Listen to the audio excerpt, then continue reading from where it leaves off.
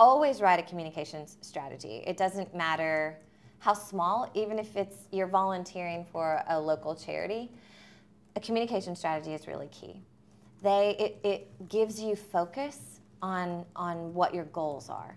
So you can identify all the different avenues that you have for communicating.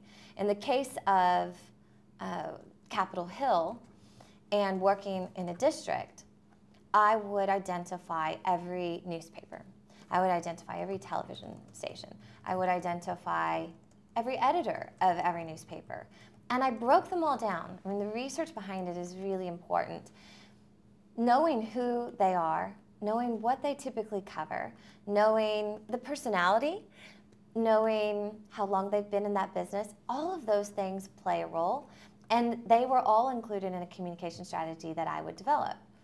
That's traditional media, and then online media, new media, social media, engagement. How are you going to encourage people to follow you on Facebook? How do you encourage people to follow you on Twitter?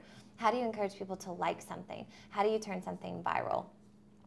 Those are all part of a communication strategy. It all gets laid out, and then at the end, always have a crisis management strategy in place, because in a crisis, communications crisis, you tend to lose a lot of the structure that you otherwise always had, and you start to make poor decisions. But if you have everything written out every day, it's much more difficult to sort of fall off of that list.